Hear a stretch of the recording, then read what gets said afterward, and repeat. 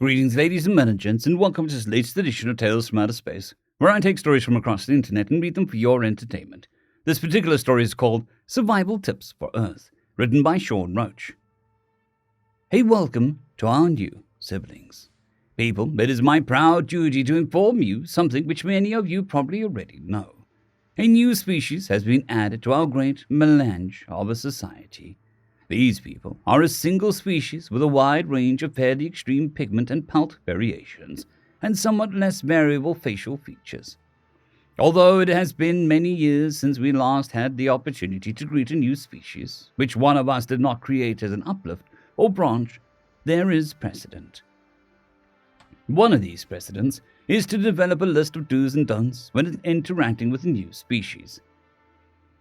This list is freely editable, and if you find something that needs to be added or changed, please do so. Your fellow Sophons will thank you. Due to an extreme number of edits, all within a very small time frame, and many which have proven dangerous to follow, and some which we now suspect have been suggested out of malice, this document is now moderated. Please forward your edit suggestions to the link posted below. For the time being, we will permit the suggestions to remain visible for those who wish to employ them at your own risk. Humans have a binary gender distribution and approximately equal parts in both genders, dubbed male and female. The genders enjoy some dimorphism, however, it is not entirely reliable. The childbearing gender, called females, usually have pronounced fat bags on their chests, and are usually, but not always, smaller and slighter of build, and with a lower center of gravity than the other male gender. Females have a longer mane than the males, often reaching down to the midpoint of their back, or lower. Both genders have a mane. However, most males, but not all, cut their manes to a far shorter length than do many, but hardly all, females. Interactions which would be appropriate when dealing with one gender can earn you a sharp verbal rebuke, or even occasionally a physical one when dealing with members of the other gender. The best way to tell males from females is to look for fatty protuberances on the front. If they have them, they are looking at a female. If not, he's a dude. Strike that. Although the presence of fat sacks on the front of females is the single most reliable indicator of gender to the uninitiated, actively staring at these protuberances is strongly discouraged. To date, there have been 15, 18, 22, 23, 25, 28 fatalities as the female in question, or nearby male, has pulped the head of the Sophont who did not refrain from analyzing the features quickly enough. While some individuals will laugh it off, such a faux pas, and some will even take it as form as praise, far too many have resorted to swinging their manipulators, either closed or open, into the face of the offending party, with often fatal results.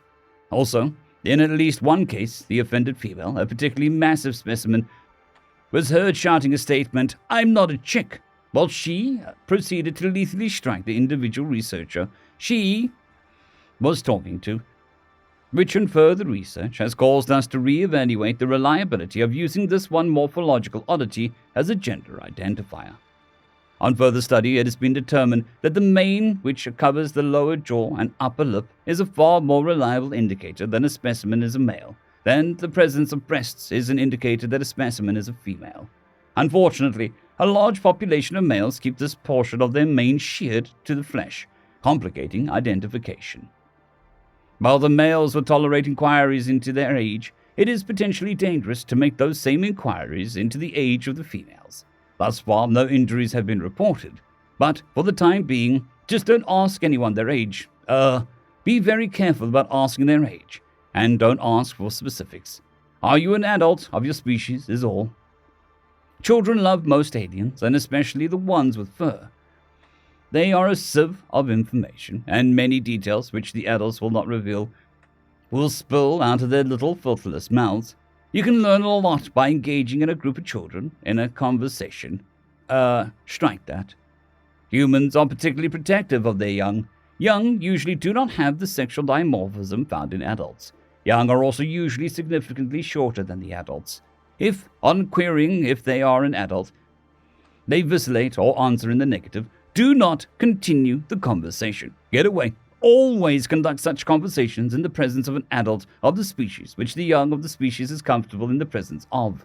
If this adult starts to show aggression, raise all manipulators open towards the adult and apologize. Back away and do not continue. There have been, to date, some dozens, hundreds of fatalities resulting in human adults becoming physically protective and, as they put it, beating the alien to death with their manipulator organs. Greetings between humans is largely variable, based on where they are from, and sometimes even how old they are. The Asians typically bow, which is familiar to any bipedal species, or anyone who has dealt with a bipedal species, while the Europeans, and people from regions settled by them, usually shake hands, which involves the grasping of manipulator organs on the same side, at a diagonal across the bodies, and rapidly raising and lowering the same. Some youths will instigate either with a fist bump, which involves a low-velocity strike of closed manipulator against closed manipulator, a high five, which involves a higher velocity strike of an open manipulator against an open manipulator, often at above the head. Or a far more elaborate exchange of gestures derived very loosely from the handshake. Although it is less common, some humans will instigate a hug, where they grasp the body of another against their torso for a length of time. None of those are aggressive acts. Strike that. Upon further review, the above information will be left intact for now. Please be aware that many, males especially, will engage in shows of strength and dominance when shaking hands, and some species have been maimed as a result of these crushing handshakes. We are revisiting whether or not these are aggressive acts, but if they are not specific to non-humans. Insect species should be very wary of being hugged, although there have been no fatalities yet. Several persons have had their carapaces cracked in what is locally termed as a bear hug. Stick with the bow, even if you lack a waist. Stick with the bow. Lowering your forelegs while keeping your hind legs straight, causing your thorax to tilt forward, approximates this gesture well enough that all humans on which it has been demonstrated were able to identify it as a bow. Upon further review, it has been determined that a bear is a large omnivore which is locally known to be dangerous. We are reviewing whether or not a show of affection or comfort, which is named for such a dangerous animal that even humans take precautions to avoid them, is actually a non-aggressive act. I dare you should always be met with a firm no. Your survival depends on it. You can evaluate whether or not you would have survived the dare later. Humans routinely dare each other to take actions which threaten even their health and physical integrity. Do not take any human up on the offer to attend a baseball game. One researcher with a 3 was struck in the head by an errant projectile, identified at the time as a fly ball, and was instantly killed. Memorial services will be on the 3rd day, and Whiskey 4 is being decanted now, but we were unable to recover the recent life experiences from the previous iteration due to the head being rather fully pulped and the neural matter splashed across several seats. Do not take any human up on the offer to attend a hockey game or a football game. These spectators frequently become agitated and volatile when their chosen team is receiving judgments on their play, which the spectators disagree with. If you are in this region where the same game is called soccer, you are reasonably safer, as the local population does not have near the same level of emotional investment in the outcome of the sport. However, the sport they call football is a particularly dangerous form of team gladiatorial combat, and they have become nearly as agitated watching these matches, but rarely to the point of actively attacking the spectators who support the other side. Do not take any human up on any offer to attend any sporting event. If they call it a sporting event, it is dangerous to both participants and spectators alike. Do not take any human up on any offer to attend a competitive event. I don't care if it's a local strategy game they call chess, it's not worth it. You can, and likely will, be maimed or killed when someone, in celebration, inadvertently strikes you. Humans are usually blasé about local conditions. Look at their relocated humans for cues on how, when to react during a disaster, rather than the humans who are accustomed to the local weather. Listen to their weather reports. They have a wonderful network of radio stations which will alert the locals to dangerous conditions And while the locals may scoff and disregard the advice, you should not. Again, take your cues from the humans who are recently arrived to an area on how/when to respond to the potential threats. On further review, it has been determined that doing what the non-local population does in order to survive is a reliable way to become injured or killed. If a non-local population is agitated, take their perception of threat as reliable, but then turn to a local population member for advice on the recommended manner to ensure survival. Although they will likely not take these precautions themselves, they are usually more than willing to tell you what you should do to survive the coming threat. In coastal areas, if you see a red triangular flag flying, do not attempt to fly. If you are in a military-rated vehicle and you see 2 triangular flags flying, do not attempt to fly. If you see a red rectangular flag, possibly one with a square of a different color of fabric in its center, but also including ones with a single color, flying, get indoors, away from windows, and stay there. Addendum to the above.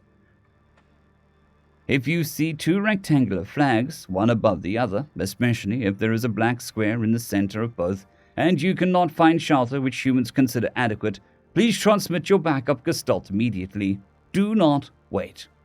All civilian personnel are strongly urged to stay clear of Tornado Alley during the 5th season. We are still researching when that is, but it appears to be most of the local spring. Do not swim in any open water if the following advisories or warnings are posted: shark, red tide, jellyfish, small craft. Do not swim in any open water. If you cannot observe the large number of humans, including children, also swimming in the water, please note above on the protectiveness of humans concerning their children. If they don't trust the water as a safe place for their children to swim in, you certainly shouldn't trust it either. Do not swim in any open water. Jellyfish make great pets. Jellyfish are highly toxic and have resulted in numerous lethal poisonings and several suicides brought on by highly painful but not immediately lethal poisonings, all since the above post was made. Do not ingest any beverage which you are handed by a human. So far, we have determined that humans routinely and casually consume quantities of caffeine, alcohol, theobromine, capsaicin, and nicotine, all of which are potentially lethal to between 60 and 80% of all known species, even in small doses. As a rule, if you don't know, unless you're a human apparently, at least one of those, and more generally 2, will kill you in doses that humans would consider minuscule, and which civilian-rated analysis equipment might not reliably detect. Do not enter any location where the air is not crystal clear if there are humans present. Apparently, nicotine is generally consumed by smoking, and the smoke is quite toxic and quite reliably lethal. Do not consume any mess which is brown in color and that a human identified as chocolate. The last words of one researcher was, "Wow, this is delicious. What did you say it was called again?" If Galdal death cults are looking to import Hershey's and Cadbury, then you should be able to recognize that it is not something that you want in your body, unless you too have a death wish. On further review, and after many, we hope, inadvertent fatalities, all persons are advised to not drink, smoke, eat, or otherwise consume any material handed to you by a human and presumed by them to be safe. Nor should you assume that any human foodstuff which they have available for casual consumption would be safe for you. We hope this list will save lives. So far, the death toll of persons visiting this planet for research or their own personal curiosity in the last 6th of a local year has exceeded the total death toll of the top 3 most populous home planets for the last reporting year, local to each world combined. And although biological immortality is a solved problem, the number of fatal accidents, poisonings, and the rare murder on even such a world is rarely lower than 1 per 100 million of the planetary population per annum. If you see something which we have missed in this compilation, please bring it to our attention below. Let's see if we can eventually make visiting this new Earth at least no more dangerous than living in a war zone or asteroid mining. End of story. I would just like to thank the T5 supporters: Bushmaster 117, Caspar Arnholtz, Draxoon WRE, Elijah Silvercross, Gray, John Carrington, and Severin Cerberus. Thank you very much.